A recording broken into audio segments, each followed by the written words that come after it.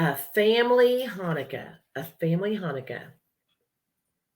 Written by Bobbi Katz, illustrated by Caryl Herzfeld. Here's the title page. A Family Hanukkah. Check out the beautiful menorah. The shamus is the main candle right there at the very, very top in the middle. And it's the first night, and one candle is lit.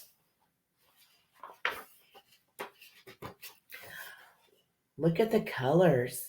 You can tell that it is late fall, early winter. And it's a busy street. The days were growing shorter and shorter. The time for Hanukkah was growing closer. Jonathan and Rachel could hardly wait. Of all the Jewish holidays, Hanukkah was the most fun. There were 8 days of festivities, special songs, presents, games, and food. And each day, another new candle was added to the family menorah.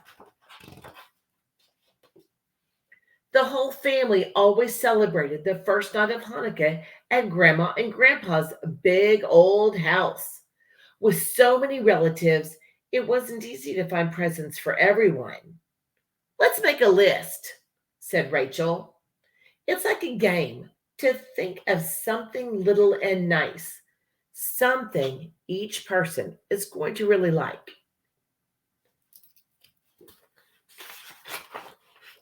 The next day, Rachel and Jonathan went shopping. They found some neat things they could afford. A plastic fish for Fisherman Grandpa.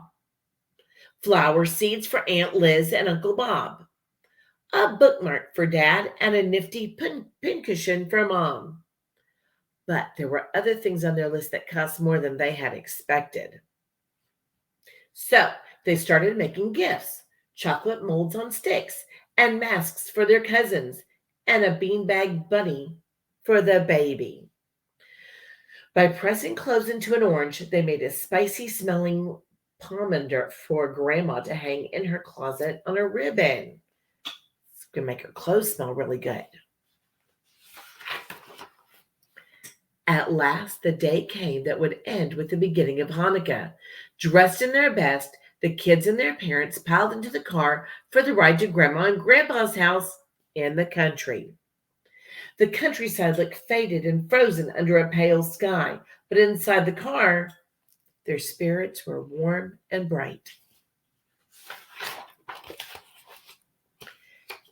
As soon as the car pulled into the driveway, the relatives scrambled out of the house to welcome the new arrivals.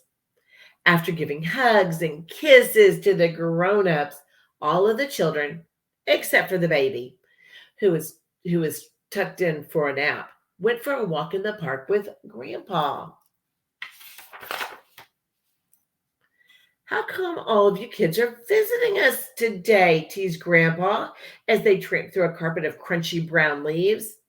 Oh, Gramps, it's Hanukkah, said Molly, the littlest cousin. Hanukkah? Asked Grandpa. He pretended to be puzzled. What's Hanukkah? Jonathan answered, it's the festival of lights. We celebrate Hanukkah because of a miracle that happened long, long ago in Jerusalem. Come on, Gramps, tell us all about it, begged Molly's sister Lisa. Well, said Grandpa, it was like this. Oh, look at the horses. This looks like an army.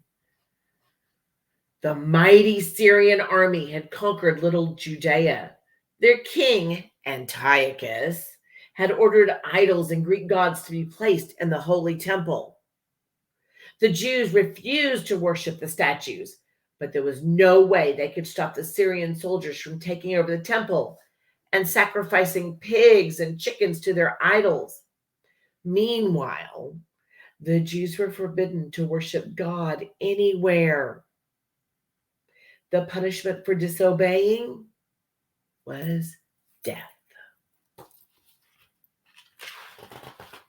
Then what happened? Asked Jonathan. Grandpa continued. A man called Mattathias and his 5 strong sons formed a rebel band, the Maccabees. The word Maccabee means hammer in Hebrew. The Maccabees hid in caves by day, and they struck at night. Shepherds, farmers, craftsmen, and shopkeepers slipped away to join them. More and more, just regular people joined in the army for good. Put an end to those Maccabees, ordered King Antiochus. A huge Syrian army with horsemen and elephants massed in the valley below Jerusalem. But the hammer struck first. The army, elephants and all, was driven away in defeat. The happy people rushed to their temple. They threw away the statues, chased out the animals, and scrubbed the blood from the altar. But when it was time to rededicate the temple to God by lighting the ever-burning light, the Ner Tamid, they could find only one little jug of sacred olive oil, just enough to last one day. That's it. They couldn't find anything else. No other oil. It would take the priest a whole week to prepare a new supply, yet somehow the ever-burning light kept on burning day after day for 8 days and nights until the new sacred oil was ready. It was a miracle. And Jewish families like ours have been celebrating this, Nes Gadol, the great miracle, ever since. Nes Gadol Hayasham, a great miracle happened there. The first letter of each word is on your dreidel. I can't wait to play, said Molly. You won't have to wait long, said Grandpa, looking at the sky. It's almost time to light the candles. You can only light the candles when the sun goes down. Let's go. Look at all that food. The house smelled like a cinnamon, apple, onion bouquet.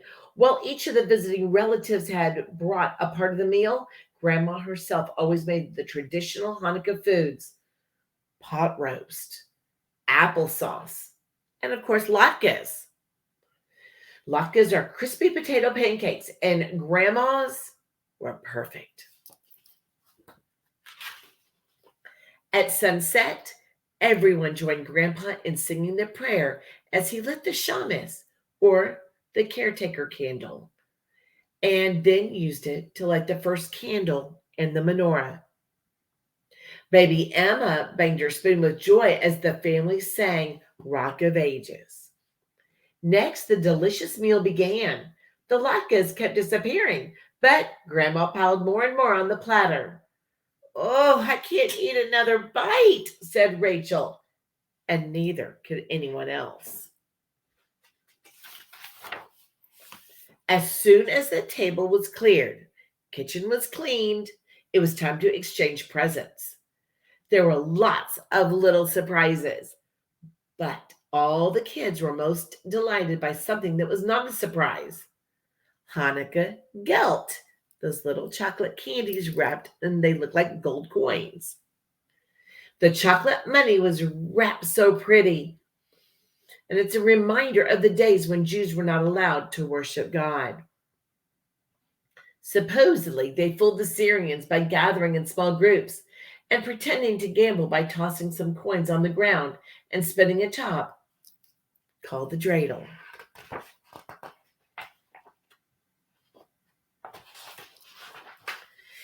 Is it time to spin the dreidel? Asked Molly.